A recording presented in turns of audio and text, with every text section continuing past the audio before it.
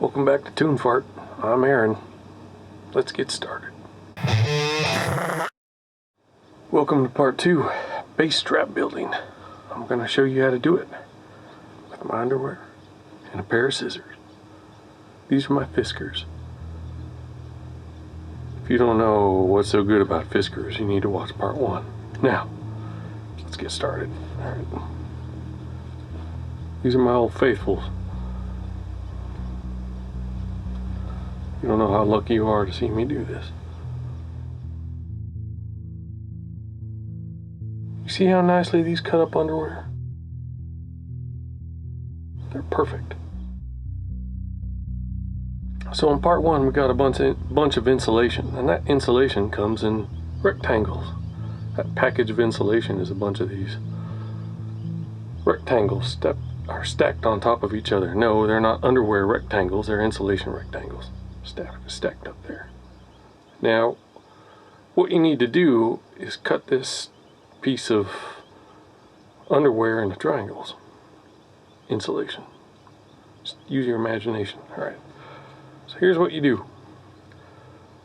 You take these undies.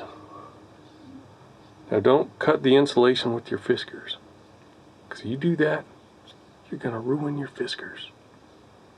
And these things, they cost at least 15 bucks. They may have cost 19, I don't remember. Don't cut paper with them either, that dulls them. Alright. Cut a triangular piece right there. So then you have a triangle piece. And what you're going to do is you're going to cut multiple of these triangles. And you're going to set that triangle in your corner of your room, and you're going to stack up the insulation on top of it here. So let's cut some more. Your underwear feels better already. So then you cut another chunk, 2 triangle pieces. See that? And you take that pointy side, just tuck it in the corner of your room and stack those up. You're going to need not a good knife really, but a big knife to cut that insulation. There is an insulation cutting knife.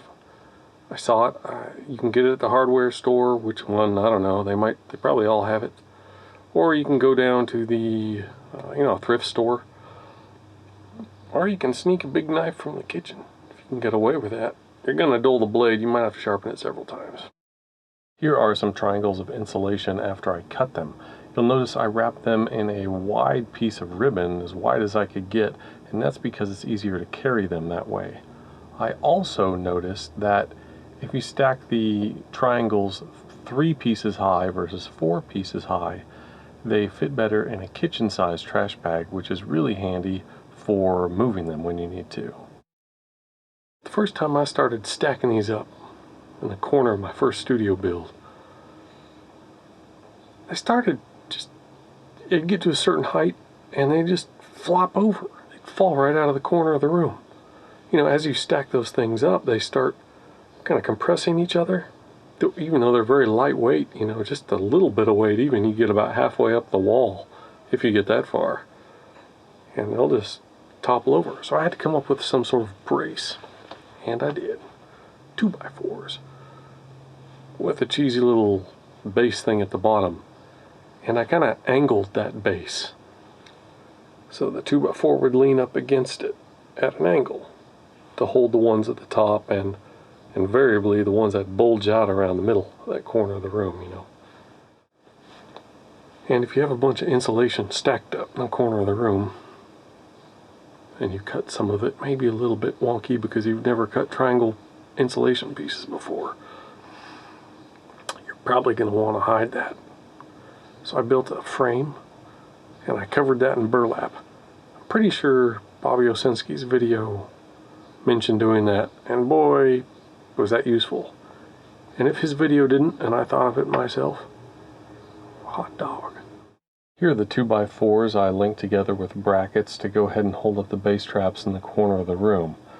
Now the bases, I just used a big corner brace for that, and I also jammed a shim underneath these bases to cause the whole thing to lean up against the base traps in the corner of the room.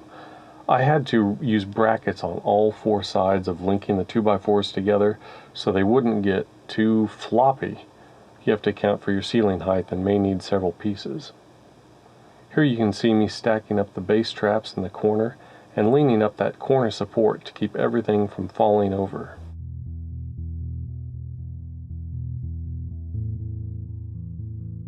Here's a close-up of those frames that I wrap in burlap that I use for hiding the base traps in the corner of the room. As you can see here, it's just an empty frame stapled in burlap. Light shows right through it, but in the corner of your room no one can see that.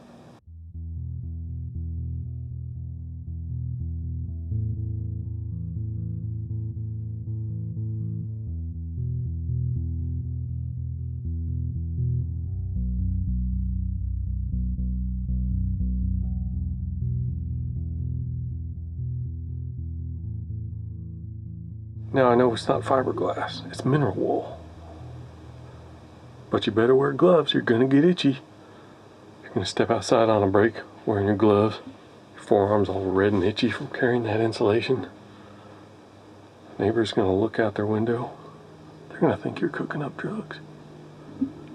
There's that weird guy again. You know, the one whose Corolla's always full of crap? He's out there scratching himself. Do you think he's cooking meth? Look at this. I put two pieces of acoustic panels together, but as you can see, if I were to mount this in the back of the room as an improvised bass trap, it would be too tall to fit in that back corner. This is something you run into in rooms. You always have to adapt to your situation.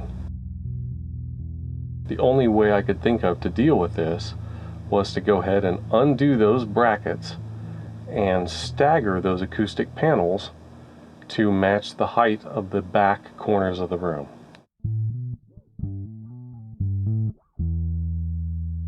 Here you can see the end result where I was able to put those stacked panels finally in the far back corner of the room. Rooms come in all kinds of different configurations. You're going to have to adapt to where you are.